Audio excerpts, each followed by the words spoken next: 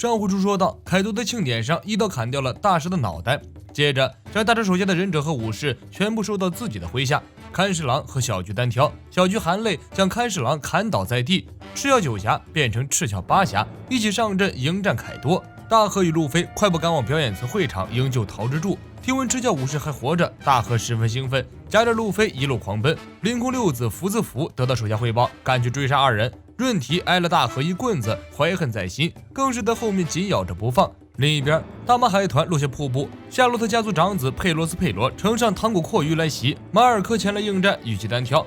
白胡子海团残党在这里干什么？马尔科笑道：“当然是来处理麻烦。你们和凯多结盟了。”佩罗斯佩罗十分不宽：“我是来破坏同盟的，我们可没有必要和那种怪物联手。那家伙不过是个障碍。”说到此，佩罗斯佩罗突然灵机一动，虽然很想与马尔科较劲儿，可眼下情况，多一个敌人不如多一个朋友。和马尔科比起来，佩罗斯佩罗更想替大妈干倒凯多，让大马海贼团主宰这个世界。佩罗斯佩罗嘿嘿一笑：“凯多是我们共同的敌人吧？我有个好提议。”凯多本想当众羞辱一下桃之助，借此抹黑光月之名，没想到桃之助面对凯多的威胁，居然没有当懦夫，大声承认自己名为光月桃之助，未来和之国的将军。凯多恼羞成怒，一棍子抡了下去。桃之助吓得大哭：“父亲大人，母亲大人，在下希望哪怕去往那个世界，也是个无愧于你们的男子汉。”突然一声巨响，路飞解开了大和的爆炸手铐，手铐发生剧烈爆炸。路飞与大和闪亮登场，大和万万没想到，父亲凯多给他安装的是真的爆炸手铐，气得大骂：“那个牛头猩猩，这是真想炸死我！那个家伙已经不是我的父亲了，什么都不是。”凯多与大和互相怒目而视，空气中迸发着仇恨的烈火，好一个父慈子孝的画面。大和操起铁棍冲向凯多，路飞伸手一把将他拦下。看着出行柱上尚且还活蹦乱跳的桃之助，路飞说道：“让这场决战开幕的不应该是我们。”路飞在等着和之国的主角们登场。同一时间，警卫们带领着7名赤鞘武士一路砍杀，所向披靡。穿过数条长廊后，警卫们等人来到了表演层会场。凯多等人一愣，竟与杰克出手杀敌。奎因冲着会场大喊：“小弟们别喝了，家里来客了！操起家伙！”杰克！凯多大怒：“狂死狼，是你小子！”传子狼提刀冲来，凯多拿你的人头来下酒。警卫们冲在最前面，其他人纷纷跟上，冲开了金和杰克的防御，直接来到凯多面前。众人围上去，刀枪并用，对着凯多一顿砍杀。曾经光月玉田给凯多留下了深深的阴影，赤鞘武士们一拥而上，让凯多一下子破了防。手中的狼牙棒脱手而出，居然忘了还击，腹部被玉田砍伤的地方隐隐作痛。警卫们等人趁此机会将刘英注入武士刀中，刺入凯多刀枪不入的皮肤。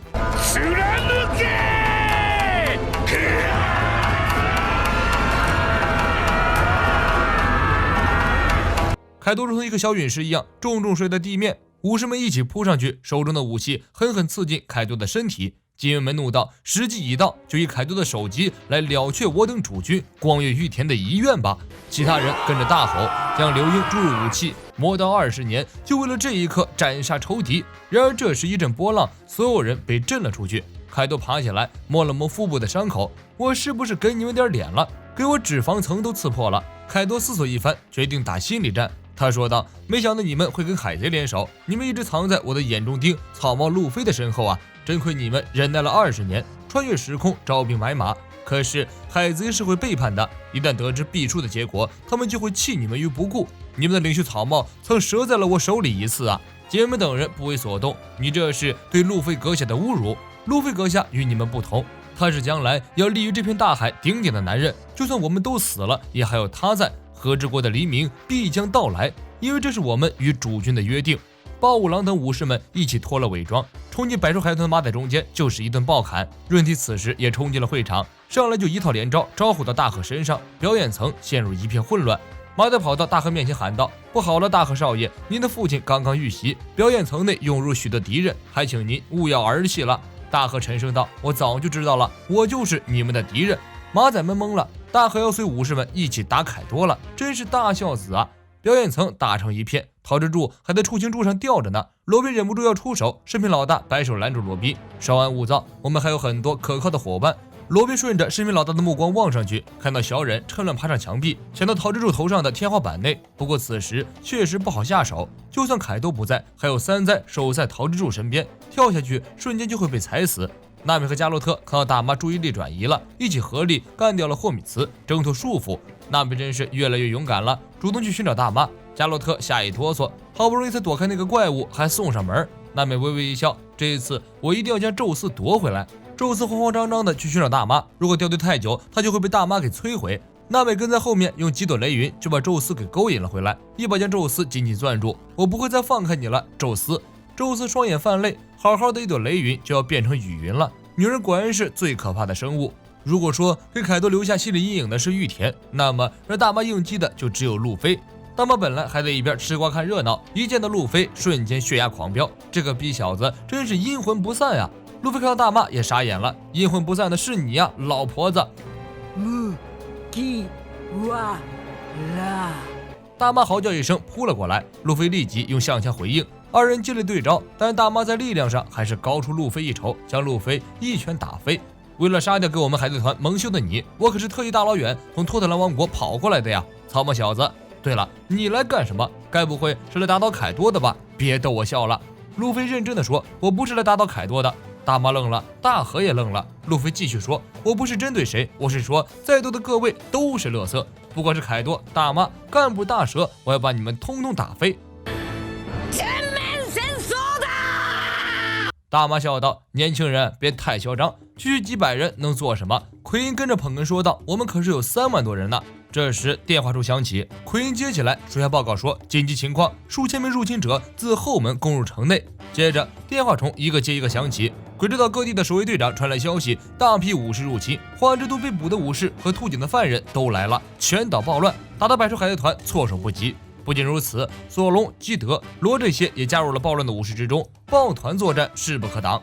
奎因大人，鬼岛入口不知为何不死鸟马尔科和佩罗斯佩罗在联手。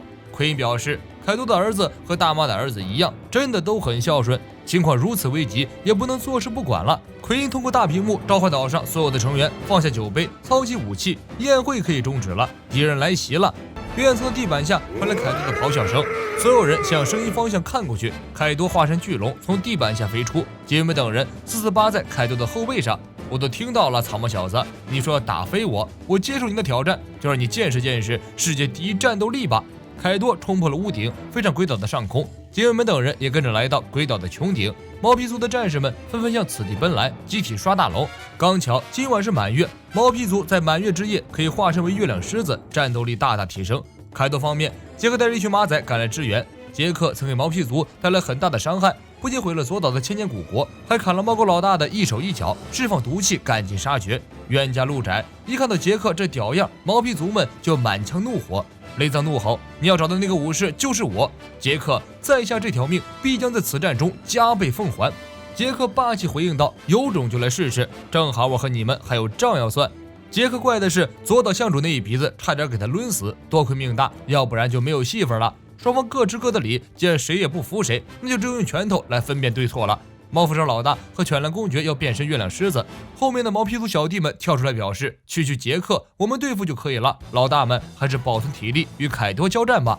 毛皮族们集体一声嚎叫，鬼岛的穹顶变成疯狂动物城，一大群白色毛发血色眼睛的疯猫疯狗嘶吼，气氛十分骇人。